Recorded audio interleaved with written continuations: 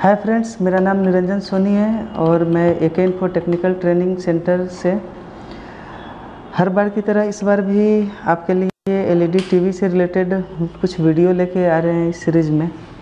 तो आज के इस वीडियो में हम लोग टीवी में जो मेन बोर्ड यूज होते हैं, जो इसके मदरबोर्ड होते हैं, इसके बारे में कुछ इंट्रोडक्शन दे रहा हूँ। तो सबसे पहले इस बोर्ड को देखते हैं हम लोग। तो चलिए इसके मेन पीसीबी पे कुछ स्टडी करते हैं। मेन पीसीबी में अगर हम लोग देखें तो जो सबसे मुख्य पार्ट है इसका वो मेन आईसी होता है कि यहाँ पे ये जो सील्ड किया हुआ है, इसके नीचे मेन आईसी है। ये ऊपर से एज ए हीट सिंक ये सील्ड डाला हुआ है। यहाँ पे जो 8 पिन का आईसी देख रहे हैं, ये इसका मेमोरी आईसी है, मतलब बायोस आईसी। हम लोग सॉफ्टवेयर से रिलेटेड जो इशू आता है उसमें इसे बाहर निकाल के प्रोग्राम करते हैं, या जो आईएसपी प्रोग्रामर होते हैं उसके थ्रू वीजीए पोर्ट के ज़रिए भी इसे प्रोग्राम कर सकते हैं। और बाकी ये यहाँ पे क्लॉक क्रिस्टल है। ये सब जो छोटे छोटे जो आप आईसी देख रहे हैं, ये स्टेप डाउन के लिए यूज होते हैं।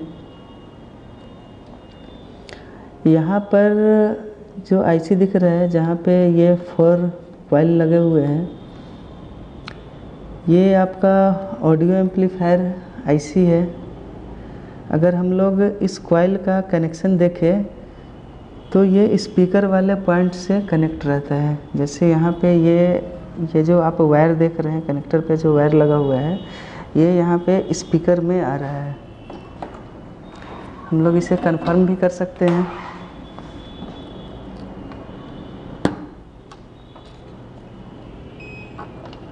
जैसे अगर यहाँ पे इस कॉइल को देखें तो ये यहाँ पे स्पीकर के पॉइंट से बीप कर रहा है, और इसे देखें यहाँ पे तो ये आपका ऑडियो एम्पलीफायर आईसी से ये कनेक्टेड होगा।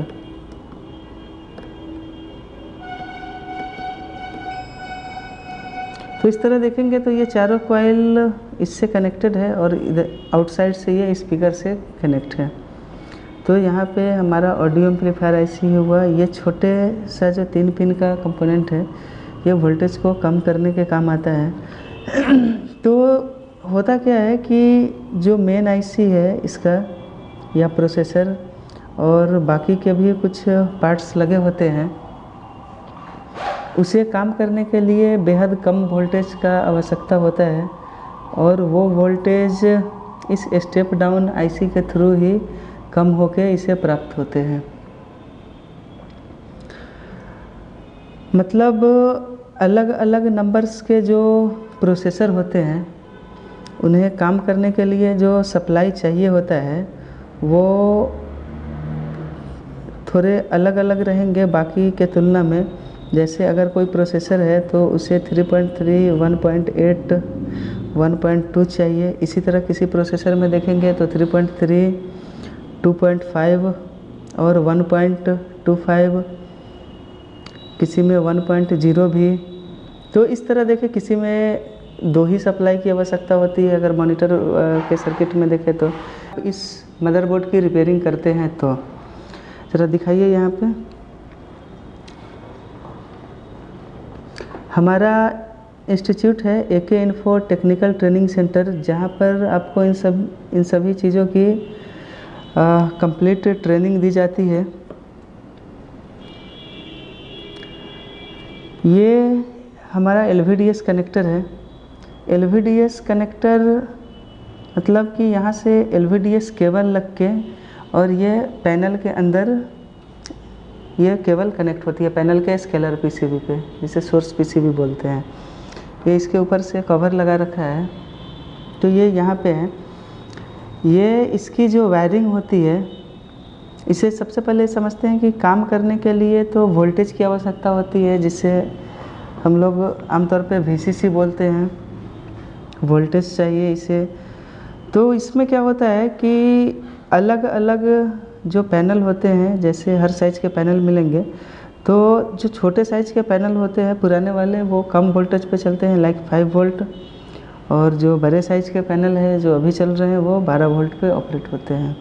और ये जो आप नीले और उजले रंग का जो वायर देख रहे हैं आपस में जो लिपटा हुआ है, ये इसके पेयर के कनेक्शन होते हैं। मतलब एक तरह का इस पे LVDS सिग्नल आउट होता है और ये जाने के बाद ही यहाँ पैनल पे ग्राफिक्स बनता है।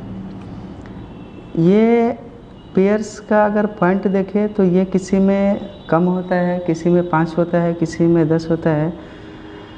ये डिपेंड करता है पैनल के रिक्वायरमेंट पे। जैसे कोई पैनल 5 पेयर का होता है, कोई 10 पेयर का होता है, तो इस तरह से इसमें मॉडिफिकेशन होते रहता है।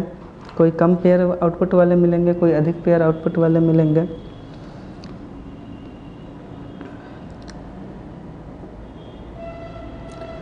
जिस तरह यहाँ पे मेमोरी लगाया गया है, मेन मेमोरी, उस तरह कई बार EEPROM भी एक अलग से लगाया जाता है यहाँ पे।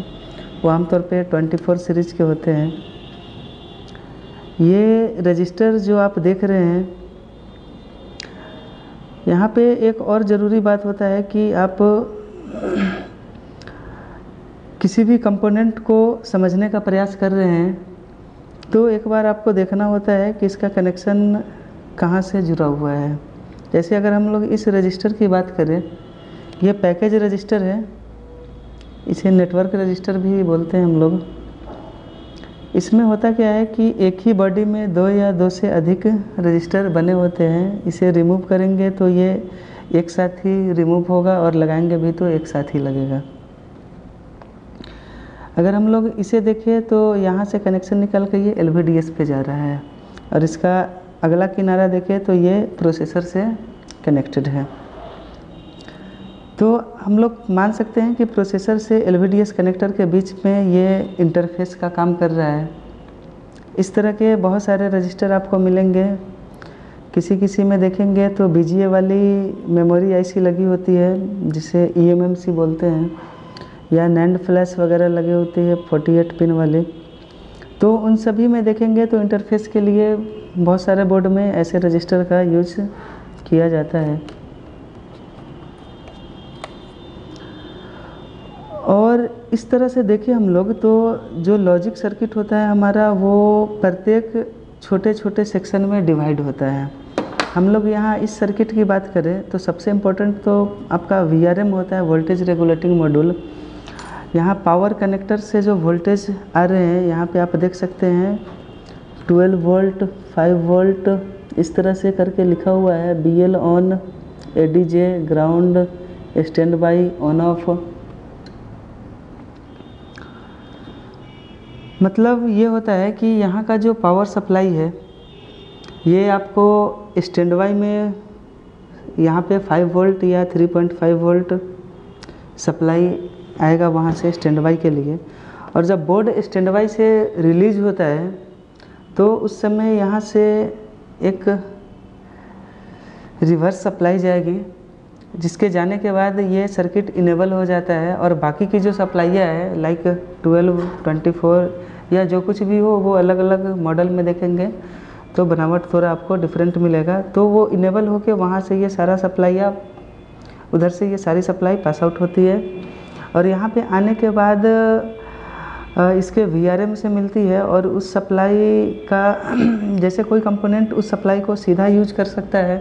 मान लेते हैं कि अगर यहाँ पे ऑडियो एम्पलीफायर है तो ये उस सप्लाई अगर 12 वोल्ट आ रहा है तो 12 वोल्ट सीधा ऑडियो एम्पलीफायर को मिलेगा।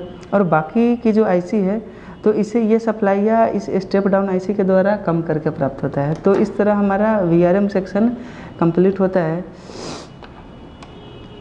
यहाँ पे देखें तो ये ऑडियो सेक्शन दिख रहा है। ऑडियो के लिए जो पार्ट पुर्जा है लाइक ऑडियो एम्पलीफायर IC, ये यहाँ पे लगा हुआ है। इस LVDS कनेक्टर की बात करें तो कहीं ना कहीं इसके लिए भी एक छोटा सा सेक्शन बनाया गया होता है जो TV ऑन होने के बाद इस पैनल के लिए VCC प्रोवाइड करता है और इसके लिए ग्राफिक सिग्नल के इंटरफेस के लिए भी कंपोनेंट लगे होते हैं। तो इस प्रकार इसका भी अपना एक छोटा सा सर्किट है। तो इस तरह हम लोग देखेंगे, जैसे AV इनपुट हो रहा है, बाकी के जो पोर्ट है वो सारे के कनेक्शन से संबंधित कुछ ना कुछ कंपोनेंट यहाँ पे लगे रहेंगे। तो किसी भी फॉल्ट को हम लोग रिपेयर करते हैं तो पता करते हैं कि सबसे पहले फॉल्ट जो है, फॉल्ट आ रहा है वो हमारा किस सेक्शन से फॉल्ट आ रहा है। तो रिपेयर करना आसान हो जाता है। अगर आप सेक्शन वाइज रिपेयर नहीं करेंगे तो फॉल्ट थोड़ा सा जटिल हो जाता है बनाना। आपको सबसे पहले ये पता कर लेना चाहिए कि जो फॉल्ट आ रहा है हमारा वो प्रॉपर किस सेक्शन से आ रहा है।